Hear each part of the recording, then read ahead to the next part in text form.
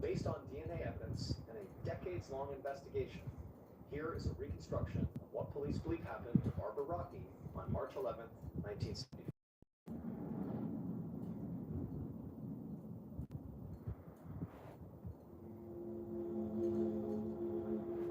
Just Killer watched Barbara pull up to the sidewalk at her property. Killer immediately walked over and jumped inside, smiled at Barbara, and she smiled right back. Together, they drove to the pawn shop in Salt Lake City that Barbara wanted to go to. When they got there, Barbara hopped out of the car and went inside. Once she was inside, Killer moved over to the driver's seat. So they basically were going to drive the car from that point. And as the killer sat in the driver's seat waiting for Barbara, their heart was racing. They couldn't wait for her to get back outside and get in the car because the killer was in love with her. And they had decided that today they were finally going to make their relationship physical. So when Barbara came outside and off the passenger seat of the car after selling her necklace, Killer very excitedly turned to her and said, "Hey, there's some trails nearby. Why don't we go for a hike?" Barbara clearly hesitated, like she didn't really want to do this. The killer knew Barbara was leaving Utah. They knew he'd written a goodbye note and been selling the necklace for funds to leave for good. So they kind of guilt tripped her. They said, "Look, like, let's go enjoy the beautiful countryside before you leave town." Barbara shrugged and said, "Okay, fine." So the killer very excitedly drove the car over to the canyon and parked near a picnic area. Then the two of them got out, and as they began walking towards the trail, Killer reached down and touched the outside of their pocket, just to make sure the gun that they had stolen from Barbara was still there. Now, they didn't know if they were going to use the gun or not, but they just wanted to make sure it was there and ready. And so for a while, the killer and Barbara just hiked along this trail, just chatting and making their way up and enjoying the scenery. But at some point, the killer just they couldn't wait any longer. They had to make their move. So they stopped Barbara. The killer, making sure nobody else was around, they moved forward and kind of made their move. They touched Barbara in a way that was very clearly meant to be romantic. But immediately, Barbara kind of recoiled and jumped back and told the killer that she didn't want that, which immediately made the killer incredibly angry. So the killer stepped towards her again. You could see Barbara had this alarmed look on her face, which made them even more angry. So they pulled out Barbara's gun and they aimed it at her and then told her to take off her clothes. And Barbara, I mean, she was horrified, but she did as she was told. But she intentionally was taking her time. As she took off a piece of clothing, she would painstakingly fold it very neatly, all the while begging the killer not to do this. After taking off all of her clothes and stacking them next to her, she continued to plead with the killer. The killer was so humiliated and so angry that they decided enough was enough. And they shot Barbara right in the chest. Then she crumpled to the ground and they fired wildly several more times until Barbara went still. And then once Barbara was either dead or dying on the ground, the killer just panicked, turned, and ran back down the trail, back to Barbara's car. They hopped in and they drove back to Provo and the BYU campus. But on the way there, they stopped and ditched Barbara's purse and the gun. And then when they actually got to Provo, the reason they parked Barbara's car down the road near that other apartment complex was so that when the killer got out of the car, Barbara's 7 roommates would not see them doing so. Then they fled, leaving Barbara's note in the car. Barbara's note was not a suicide note. It was a literal goodbye note, which she had written for her roommates. The killer figured it sort of seemed like a suicide note, so they left it here. When they came back to find the car and find the note inside of it, they could tell the police that it seems like maybe Barbara has killed herself. It would send the police in a direction that would hopefully not lead back to the killer. It would turn out Barbara's killer was her best friend, Jerry Hicker. The original investigators didn't suspect Jerry at first, mainly because of his cooperation, since he was the one who also first reported her missing. But they did begin to get suspicious of him when he eventually revealed his violent streak. The year after he killed Barbara, he was connected to a few different rape cases on campus. But they didn't have enough evidence to make an arrest until decades later when the lab finally found DNA in the soil from the 1974 crime scene. They were able to match that profile to Jerry's DNA, which they had on file from his involvement in another unrelated crime. And so ultimately, Jerry killed Barbara with her own gun which he had helped her buy so she could protect herself from killers just like him. By the time Jerry was arrested in 2007, he was dying of cancer. He confessed to Barbara's murder for a reduced sentence and served 5 years before he was released. He died in 2014.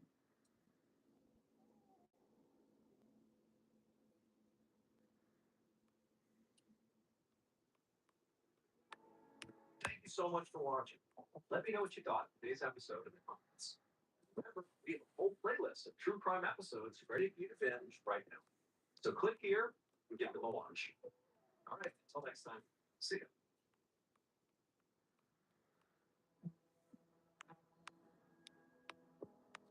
I wasn't. It wasn't given to me.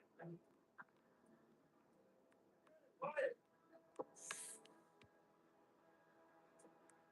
How did I get here? I decided. I decided. I decided. I decided. I said, the officer. Five clothes and one-stop shop, no matter what party or celebration is on my calendar. They always have everything I need to throw a party and make it feel like a pro plan. They've got your like crafts, party favors, candy, you name it. And hands down, it's a good time every time. No matter what party you're planning, hit up 511. Before dawn in March of 1997, a police captain was patrolling the outskirts of a small town in North Carolina when up ahead he saw there was this Jeep parked on the shoulder of the highway with its headlights on. Now, the vehicle was suspicious enough that the captain pulled over and he walked up to the Jeep. As he got closer to it, he heard the engine running and he saw the driver's side window was down. But when he walked around to that side of the car, he saw nobody was inside. However, as he was standing there, a cell phone on the passenger seat began to ring. But before we get into today's story, if you're a fan of the strange, dark, and mysterious delivered in story format, then you come to the right place because that's all we do when we upload 2, 3, even 4 times every week. So if that's of interest to you, the next time you go on vacation with the like button and all your friends, be sure to take lots of pictures. When you post those pictures on social media, be sure you Photoshop out the like button. Also, please subscribe to our channel, turn on all notifications so you don't miss any of our weekly uploads. Okay, let's get into today's story.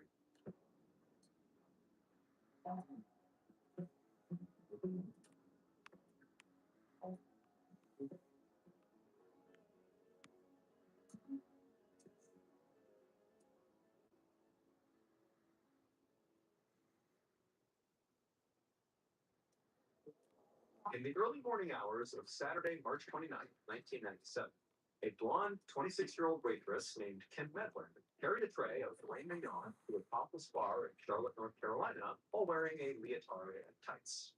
She made her way through the cigar smoke-filled room, past the stage where all the half-naked women were busy pole-dance. Kim worked here at the men's club 3 or 4 nights a week, and for the most part, she liked the job.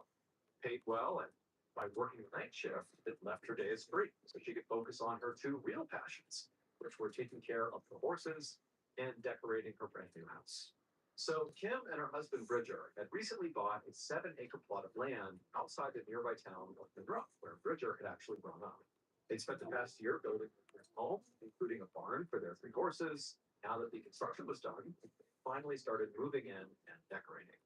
Now, as Kim delivered the mignons to a table where middle-aged businessmen, she glanced over at the clock on the wall. She felt a surge of excitement when she saw that there was less than an hour left in her shift.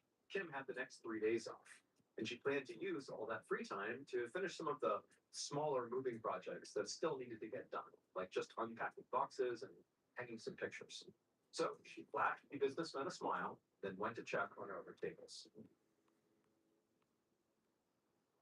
An hour later, a little after 2 a.m., Kim walked out the back entrance of the bar, now wearing a baggy sweatshirt instead of her work uniform, and she called out a goodbye over her shoulder to some coworkers, and then walked over to where her red Jeep was parked along the side of the building. She got in, dropped her purse onto the cow print seat cover on the passenger seat, turned on the car, and then turned on some music for the hour-long drive home. A half an hour later, Kim drove south down Old Charlotte Highway, a secluded 2-lane road that was pretty much deserted at this hour. She used to find this commute kind of relaxing, but lately it had been making her nervous to be driving alone late at night. And the reason for that was because a couple of weeks ago, while she was driving home from work at the same time of night, she'd been involved in a really scary road rage incident. Another vehicle had come up from behind and started tailgating her and honking their horn at her repeatedly for really no apparent reason. Kim had been afraid that this was a customer from the men's club who was now following her home. And it freaked her out so much that she'd actually pulled over into a convenience store parking lot because she saw there was a police car parked in there as well. So she'd gone right over to the officer to ask for help. He promised to go and try and track down this road rager, and he even sent out a broadcast over the police radio, telling all the other officers to keep an eye out for Kim's car on the night she was working, in case anyone gave her more trouble. And so now, even though that road rager had never been caught, Kim did feel better knowing that the police had her back. But again, because the road rager had not been caught, she was still a bit scared about driving home alone. So tonight, to calm her nerves, she fished out her cell phone out of her purse and just called her husband, Richard. When he answered, he told her that he was actually on the road too. He was still driving back from a gig DJing at a prom in a town 2 hours away, but it was almost home. After chatting for a few minutes, Richard told Kim that he was actually pulling into their driveway and that he would call her right back once he got inside the house. So Kim said fine and said goodbye, and they hung up, and she kept on driving. Then, about 15 minutes later, so a little before 3 a.m., her phone rang. And it was Bridger again, calling back like he had promised he would. And he asked Kim if she was close. She told him that she was just passing by Union Station Restaurant, which meant she was maybe about 20 minutes away from home. Bridger said he was pretty tired and he was getting ready for bed. And in case he was asleep by the time she got in, he wished her good night. And Kim said good night back. Then she hung up and she put her phone down on the passenger seat. Just as Kim turned her attention back towards the road, a sudden bright light almost blinded her. She looked in the rearview mirror, saw headlights right behind her. About an hour later, Kim's husband Bridger sat up in bed and looked over at the clock on his nightstand. It was 3:59 a.m., an hour after having spoken to Kim, and she should have been home 20 minutes after that phone call, and she still wasn't back. So he got out of bed and checked every room in their two-story house, but Kim wasn't in any of them. There was no sign of her. Then Bridger looked out the window, and he saw her Jeep wasn't in the driveway either. So at this point, he hurried into the kitchen and he picked up the phone and he dialed Kim's cell phone. And it rang a few times, and then a strange male voice answered. Bridger asked who he was speaking to, and the man told him he was a police officer with the Monroe Public Safety Department. Bridger asked him, okay, well, where's my wife? The officer told him that he didn't know. He'd just come across a red Jeep idling on the side of the road and found this phone inside of it, and it was ringing. And so he answered. But he said, there's nobody here.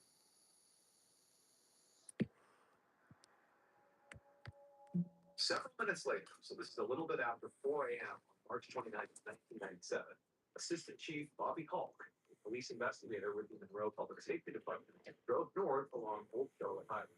He drove his patrol car past parking lots and houses until he reached the very edge of town. Finally, he saw what he was looking for, a red Jeep parked along the opposite side of the road, with another patrol car parked right behind him. He pulled a U-turn and parked on the shoulder. As he got out of his car, he recognized Captain David Simpson standing there, waiting for him. Simpson told him he had just found this Jeep idling on the side of the road about 15 minutes ago with its headlights on, and he had walked up. There had been nobody inside of it. But when he looked in, there was a cell phone, and it began to ring. So, acting on instinct, he answered the phone, and it was a man named Bridger Medley who was calling saying, I'm looking for my wife. This is her phone. She hasn't come home. And Captain Simpson also said that he actually recognized this Jeep from a random run-in he had had 2 weeks earlier outside of a convenience store with Kim Edlin. And so he put it together, and he said, okay, Bridger's calling. This is definitely Kim's car, but Kim's nowhere to be found. And Hulk actually recognized Kim's name because he actually happened to be friends with Kim's husband, Bridger. So he pulled out his flashlight and he began looking inside the Jeep, and right away he saw there was a wallet lying open on the passenger seat. And when he looked inside the wallet, there were credit cards, there was cash, but there was like this clear section of the wallet where obviously you would slide your driver's license, and there was nothing there. So it very much looked like the license had been pulled out on purpose. Now, their initial theory was, okay, well, maybe Kim got pulled over by a police officer and took out her license to hand to the cop. But In a department as small as Monroe's, there were only a few officers on duty at this time of night.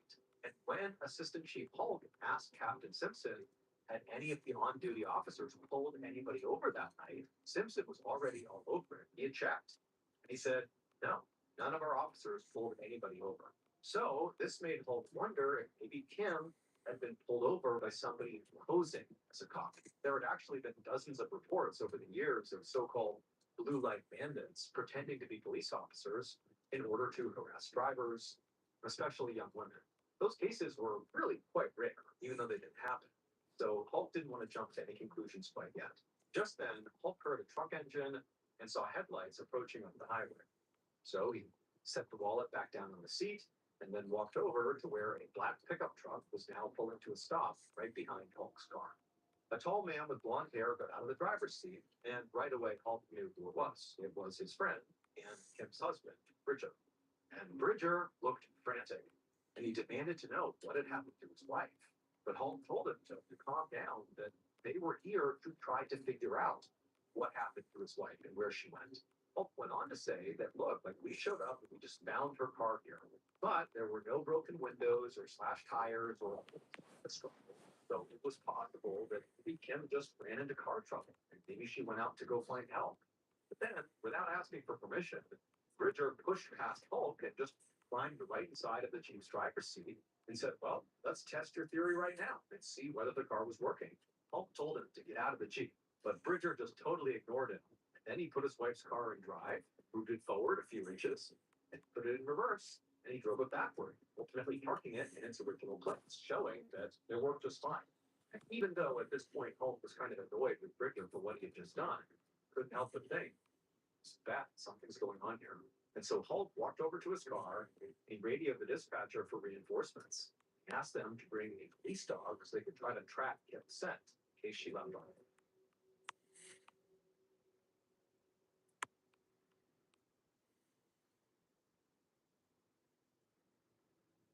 A few minutes later, two more police cars pulled up to the scene, and a few officers and a police dog got out. Hulk opened the doors to the Jeep, and the dog went in, sniffed around, getting familiar with the scent of Kim's belongings. Then the dog seemed to pick up a trail on the ground. So the officer told Bridger, who clearly wanted to go with them, to stay put, stay with your truck. And they followed the dog down the road for about 100 yards or so until it turned onto a driveway. Hulk and the others followed the dog up this long driveway towards a small house nestled in the trees right off the highway. The dog sniffed all the way up to the garage and stopped. That was where Kim's trail ended. So Hulk went up to the house and rang the doorbell. A minute later, the man answered. Despite the late hour, he looked totally awake and not particularly surprised to see cops at his door. Hulk asked the man who he was and whether or not he had seen or heard anything unusual in the past couple of hours near his property. The man said his name was Nathan Hargett, and about an hour ago, so maybe around 3:45 a.m., he'd been woken up by a strange car loitering near his garage. Nathan said he hadn't recognized the car. He noticed that it had Texas plates. That there also had been a woman with blonde hair in the back seat. Hulk asked Nathan for permission to search his property. Nathan told them to go right ahead. So Hulk directed the other officers to search the inside of the house, while he clicked on his flashlight and headed over to the garage. When he got there, he turned the handle of the door on the side of the garage, and he found it was unlocked. So he pushed the door open, and he shined his flashlight inside, but all he saw was a truck and some gardening tools. There was no sign of Kim. By the time dawn broke, around 6 a.m. that morning, this had become officially a missing persons case. So police began a search of the woods around the old Charlotte Highway with help from members of the community.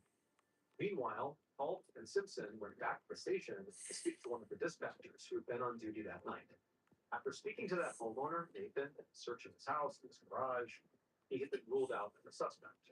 So now, they were focused on finding that car with the Texas plates that Nathan had seen loitering outside of his garage. So they were hoping that maybe there was a report of a traffic stop or maybe a suspicious car in the area or anything that might help figure out who was driving that car. But the dispatcher said again that really there had been no stops and nothing that night. However, there had been one incident in the area that night. It was around 2 a.m., so it was about an hour before Kim was last heard from. They got a call about a car that had gone into a ditch not too far from where Kim's Jeep was found. Hulk asked who had responded to that call. Dispatcher said it was car 491, which was driven by a young rookie officer named Josh Griffin. Hulk immediately gave Officer Griffin a phone call and asked if he had seen or heard anything unusual while he was out responding to that car in the ditch. But Griffin said no. He actually said that his shift was over around the time that driver had flagged him down for help. So he had actually just called for a tow truck. And when it got there, maybe a little bit after 2:30 a.m., Griffin said he missed my call. Paul hung up the phone, feeling pretty disappointed. Bridger said the last time he heard from his wife Kim was around 3 a.m. So if this car was already being towed away by 2:30 a.m., then it definitely was not the same car that Nathan saw loitering outside his garage. And the driver of that car in the ditch was likely not a suspect. Hulk sighed in frustration. Then another idea occurred to him. He asked Captain Simpson to elaborate on that random run-in he had had with Kim a couple of weeks earlier. Now, this was sort of a long shot to bring it up again, but Hulk wondered if maybe the same driver from the road rage incident could have maybe come back and, he chased Kim off the road or something. Simpson said he would go dig up the report that he had filed on the incident, and then he left to go find it. About half an hour later, Hulk sat at his desk reading through a copy of the road rage police report. It said that in the very early morning hours of Saturday, March 15th, so exactly 2 weeks before Kim's disappearance, Kim had pulled into a convenience store and flagged down Captain Simpson and another officer named John Griffin. So Officer Josh Griffin is the one who responded to the car stuck in the ditch. Officer Roger Griffin is actually Josh's father, and he was with Captain Simpson that night. So the report said that Simpson and his partner, Roger Griffin, had actually caught up with the car that was harassing Kim a little bit further down the road. There were two men inside the car, Eric Williams and George Connell, and they claimed that they thought Kim was actually the one harassing them by flashing her lights at them. And so to Simpson and to Griffin, it seemed like a big misunderstanding. So the officers had just let them go. But Hulk, now looking at this through a very different lens, felt like he needed to speak to Eric and George regardless. So before he found the contact information for Eric and George, and he called them both up. It turned out they both had alibis for the night of Kim's disappearance. But even still, it struck Hulk as very odd that Kim had gone missing from her car, same road, at the same time of night, and on the same night of the week as the road rage incident just 2 weeks earlier. And he had a hard time believing it was all just, one big coincidence. What's this friend? These parts we don't pay big brand markups. So we pay money? Darn. Difference is they save you money. It's an Aldi. I wonder why the name of the times why still some people create not Just the human heart of micro Kim.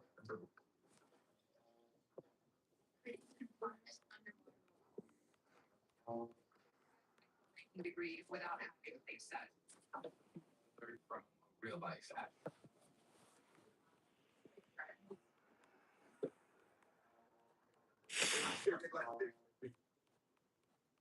Get ready to go from out to say hello to Arna Hair Pain Relief Gel. Hello. Arna Hair is America's #1 Arnica pain relief brand. Use Arna Hair Gel's quick absorbing formula on your sore muscles. It works where you need it, when you need it. Live your life confidently with the comfort of this trusted ingredient. Arna Hair. Pain relief made simple.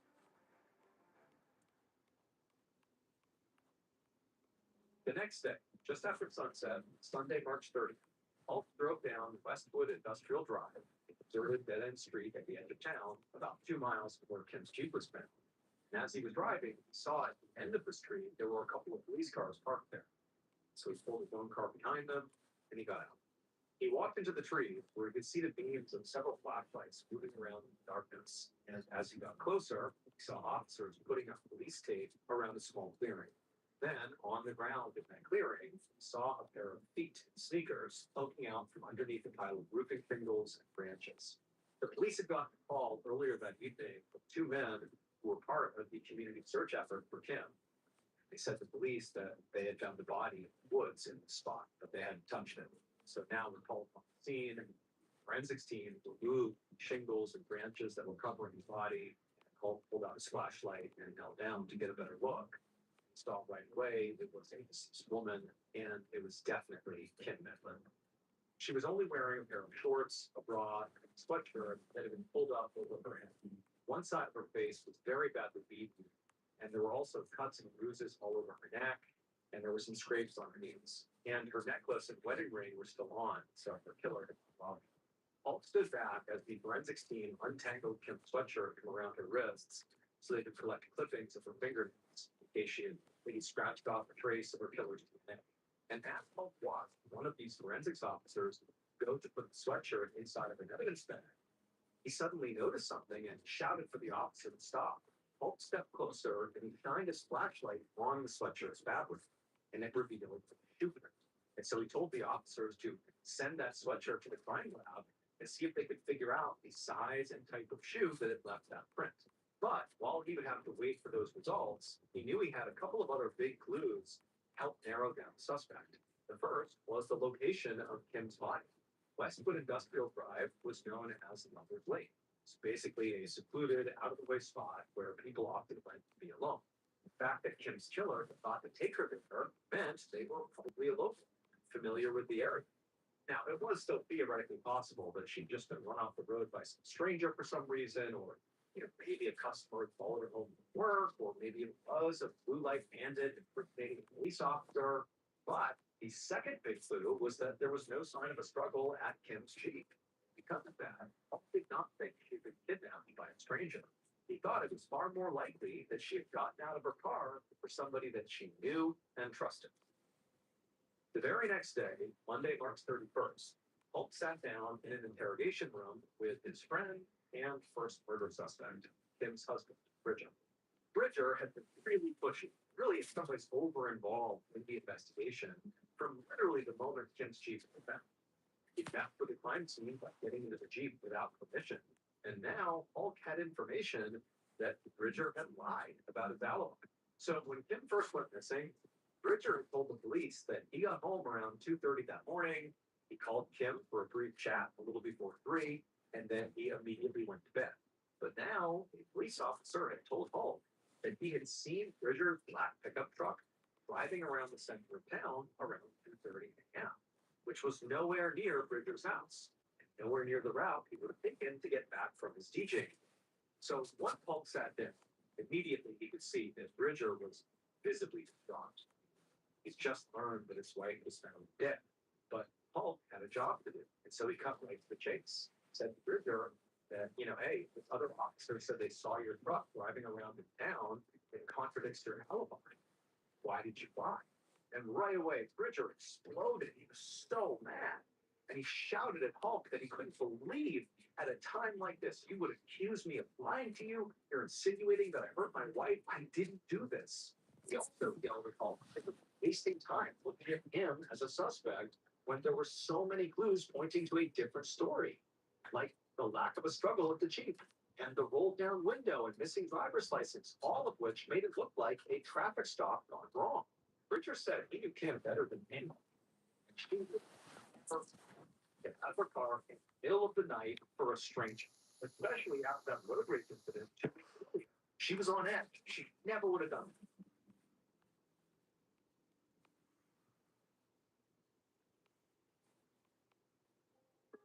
When Hulk left the interrogation room a few minutes later, he told his team he tracked down security footage from around town on the night Kim was killed to see if there was proof that really Bridger was driving around when he said he was home.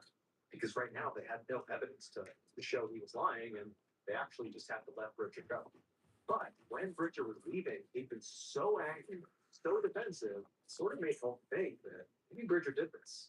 And in fact, the fact that Bridger had brought up that his wife would never have gotten out of the car in the middle of the night for a stranger, well, that only reinforced that she might have gotten out of the car for you, Bridger, because she knew and trusted you. But also, Hulk was thinking that another person or group of people that Kim might have gotten out of the car for would be police. Now, Hulk already knew that there were no police that pulled anybody over that night. But somebody could have pretended Officer, a blue light bandit, that was a theory that it sort of makes sense. Thought about that bulletin that had gone out radio 2 weeks ago and telling officers cheap certain times of the night because of that road rage incident. Police radios were not private, so anybody with a police scanner could have been listening in. What they would have heard is, well, around this time of the night, woman Kim to drive this road all by herself. And they basically could have just been waiting for her, knowing she was vulnerable. So Holt picked up his phone and he began calling around to other police departments in the region. And he actually found out there had been 2 separate reports of blue light bandits harassing women recently. Now, one of the culprits had already been caught. He was in jail when Kim was killed, so it could not have been him. But the other suspect still hadn't been found. A couple of days later, on April 4th, Assistant Chief Bobby Hulk slammed down the phone in frustration and crossed another name off a list on his notepad.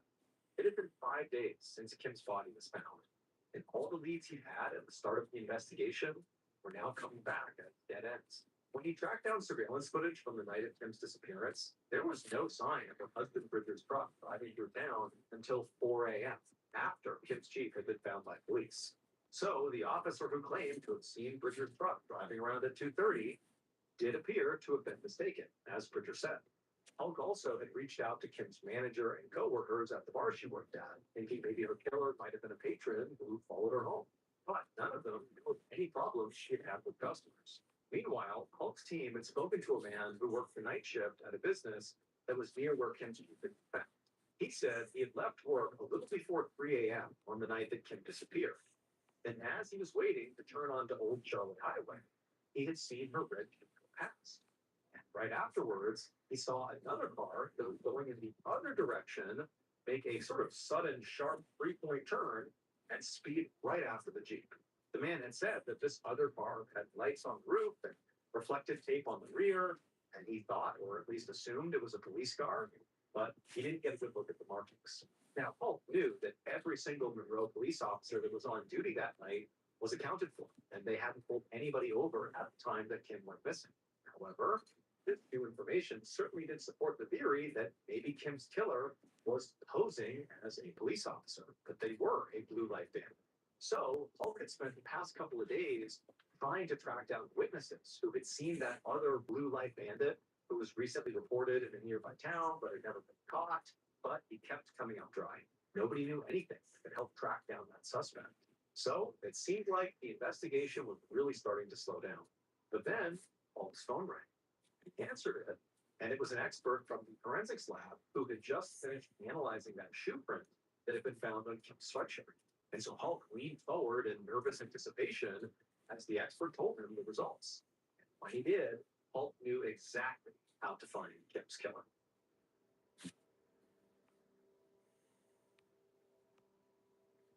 Based on that shoe print, witness testimony, and other forensic evidence, this is what police believe happened to Kim Medlin on March 29th, 1997.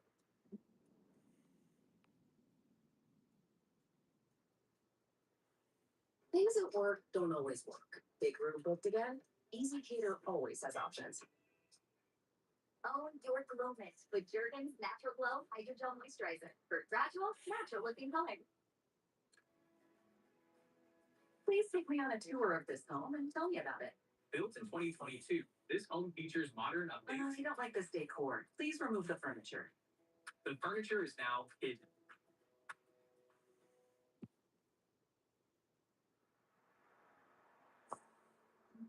Around 3 a.m., the killer was driving down Old Charlotte Highway.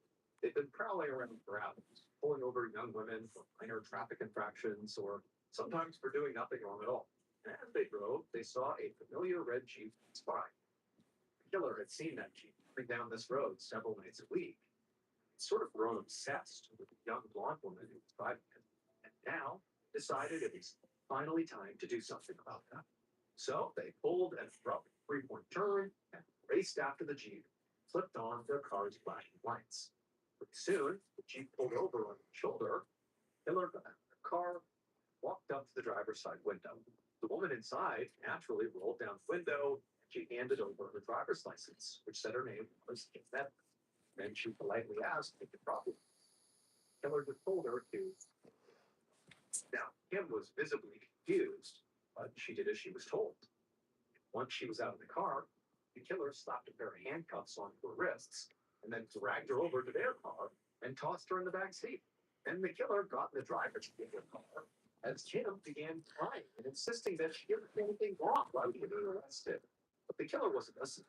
Their mind was racing as they realized that even though they'd been dreaming about this moment for weeks, they actually didn't really have a plan for what they would do next. And so after a moment, they pulled over and just idled for a minute while they figured out what their next move was going to be. Then an idea came to them. They put their car in drive and continued down the highway. And as they turned onto a secluded dead-end road, Kim in the back seat suddenly got very quiet. So the killer picked up on that and looked in the rearview mirror and saw her moving around, fiddling with something behind the back. And the killer suddenly realized that in all their excitement, they'd forgotten to lock the rear doors. The killer immediately tried to lock their doors with the power locks. But before they could, the rear door opened and Kim jumped out of the moving car. And so the killer came to a hard stop. They leapt out of the car and they ran back to Kim, who was lying in the middle of the road. You know, her hands were still cuffed behind her. And without even thinking, the killer lifted up their flashlight and they smashed it into Kim's head. And then they stomped on her back and broke her neck. But the killer wasn't done. They reached down and they put their flashlight around Kim's neck, basically put it up against her throat, and then they pulled back on their arms, basically creating sort of a noose around her neck with this flashlight. And they held it like that, and they pulled as tight as they could until Kim stopped moving. After that, they dragged her body off the road and into the woods, where they removed her handcuffs, covered her body, branches, and debris, died. Then the killer went home and cleaned up their car, making sure there was no evidence that would tie them to the murder. But they didn't realize they had actually left behind one crucial piece of evidence at the scene, that shoe print on Kim's sweatshirt. The print had a very distinct V-shaped pattern on the tread, which made it very easy to identify. And so weeks later, the forensics lab traced that print back to a shoe that was made by the Thoroughgood Company, a supplier of military and uniform footwear. And that particular model happened to be the exact same shoe issued to officers in the Monroe Public Safety Department, which meant Kim's killer was not just posing as a police officer. They were a police officer. The killer was Officer Josh Griffin, the off-duty rookie cop who had responded to a car in a ditch about a half an hour before Kim went missing.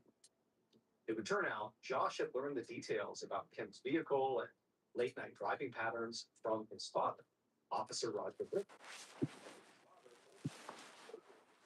He and Captain Simpson had responded to on March 15th. So Josh had basically been on the lookout for Kim's beat ever since. Josh Griffin was arrested May 30th, 1997, about 2 months after Kim's murder.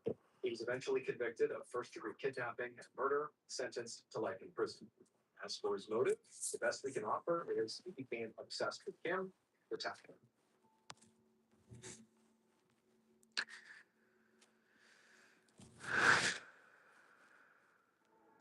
Thank you so much for that. Let me know what you thought of today's episode in the comments. Remember, we have a whole playlist of true crime episodes ready for you to binge right now. So click here, give them a watch. All right, until next time.